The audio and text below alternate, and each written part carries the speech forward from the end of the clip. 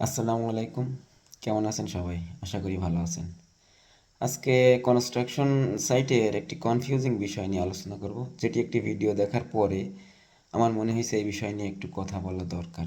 তো চলুন ভিডিওটি দেখে আসি। আপনি যদি কলাম ঢালাই করার শেষে কলামের ভিতর এরকম ইট ঢুকিয়ে একটা গ্রুপ তৈরি করে রাখেন, তাহলে উপরে যখন আপনি বিম বা ছাদ ঢালাই করবেন ওইটা অনেক স্ট্রং হবে, কারণ এখানে একটা গ্রুপ তৈরি হয়েছে। ওকে। আসলে আমরা ভিডিওতে দেখলাম কলাম ঢালাই শেষে এক বা একাধিক ইট ঢুকিয়ে কলামের মাথায় একটা গ্রুপ তৈরি করা হয়েছে। ইঞ্জিনিয়ারিং ভাষায় এটাকে অনেকে কলাম কি বলে থাকে। টেকনিক্যালি কলামের মাথার উপর এই গ্রুপ রাখা কতটুকু যুক্তিযুক্ত, আজ সেই বিষয়ে কথা বলবো। ভিডিওটি আমি একটি পেজ থেকে নিয়েছি, আর আপনারা ভিডিওতে খেয়াল করছেন আমি পেজের নাম এবং ওই ব্যক্তির চেহারা ঢেকে দিয়েছি, কারণ আমি আসলে কাউকে ছোট করার জন্য ভিডিওটি করছি না। আমি আসলে বিষয়টি কতটুকু যৌক্তিক সেই বিষয়টা জানানোর জন্য এই ভিডিওতে আজকে কিছু কথা বলবো। যদিও ওই পেজে অনেক উপকারী ভিডিও আছে এবং তার ফ্যান ফলোয়ারও বেশ অনেক, তিনি হয়তো বিষয়টা সম্পূর্ণ না জেনে ভিডিওটি করছেন। তো টেকনিক্যালি বিষয়টি কতটুকু যৌক্তিক এবং আসলেই প্রয়োজন আছে কিনা সেই বিষয়ে কথা বলবো। সিভিল ইঞ্জিনিয়ারিংয়ের একজন ছাত্র হিসাবে ইঞ্জিনিয়ারিং বই, বিএনবিসি কোড বা এসিআই কোডে কোথাও কলামের মাথায় এই ধরনের গ্রুপ রাখতে হবে এমন কোনো বিধান আমার চোখে পড়ে নাই। আর আমরা জানি কংক্রিট কম্প্রেসিভ স্ট্রেস এবং রিইনফোর্সমেন্ট অর্থাৎ রড টেনসাইল স্ট্রেস প্রতিরোধ করার জন্য ব্যবহার করা হয়।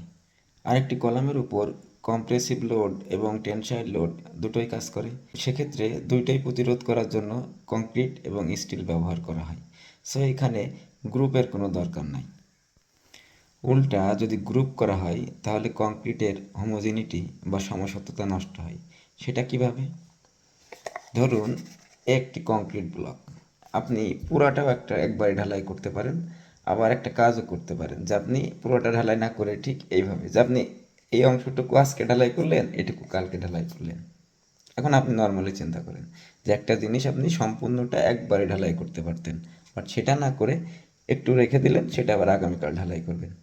তাহলে এই দুই ঢালাই মানে একসাথে ঢালাই করলে এর যে স্ট্রেংথ হতো, আর এই যে আলাদা করে ভেঙে ভেঙে করতেছে, সেটা কি এক হবে?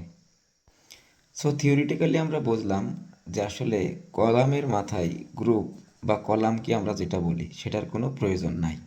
এখন থিওরিটিক্যাল বিষয় বাদ দিয়ে প্র্যাকটিক্যাল বা ফিল্ড লেভেলে যা হয় সেই বিষয় নিয়ে কথা বলি। কলাম ঢালাইয়ের পরে এই ধরনের গ্রুপ রাখা হলে ছাদ বাঁধার সময় ছাদের উপরে অনেক ধরনের ময়লা, ডাস্ট বা কংক্রিটের চূর্ণ বা পাতা, কাগজপত্র এগুলো ছাদের উপর বাঁধার সময় পড়ে থাকে। তো এই গ্রুপ যদি রাখা হয়, এই সব ময়লা ওই গ্রুপের ভিতরে যাবে এবং কংক্রিটের ওই স্তরে কংক্রিট আরও দুর্বল হয়ে যায়।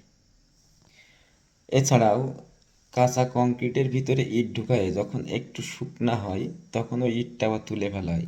সেক্ষেত্রে হয় কি, ওই কংক্রিটের ভিতরে একটা ক্র্যাকের উপস্থিতি থাকে।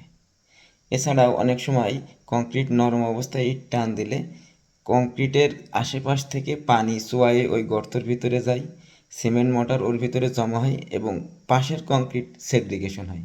ফলে কংক্রিট ওই স্তরে আরও দুর্বল হয়ে যায়, যার ফলে এই ধরনের কি অর্থাৎ কলাম কি বা গ্রুপ না রাখা ভালো। স্বাভাবিকভাবে মনে হতে পারে যে গ্রুপ রাখলে হয়তো ভালো, বন্ডিংটা ভালো হবে। আসলে বাস্তবতা হলো ভিন্ন। সুতরাং কলামের মাথায় এই ধরনের গ্রুপ রাখার প্রয়োজন নাই।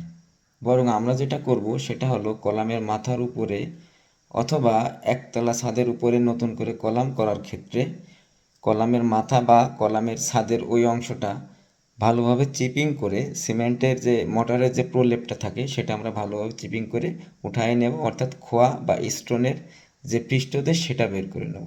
সেটা বরং আরও কলামের বন্ডিংয়ের ক্ষেত্রে বেশি উপকারী। কনস্ট্রাকশনের এই ধরনের ছোট ছোট বিষয় নিয়ে আবারও হাজির হব। ধন্যবাদ সবাইকে সাথে থাকার জন্য।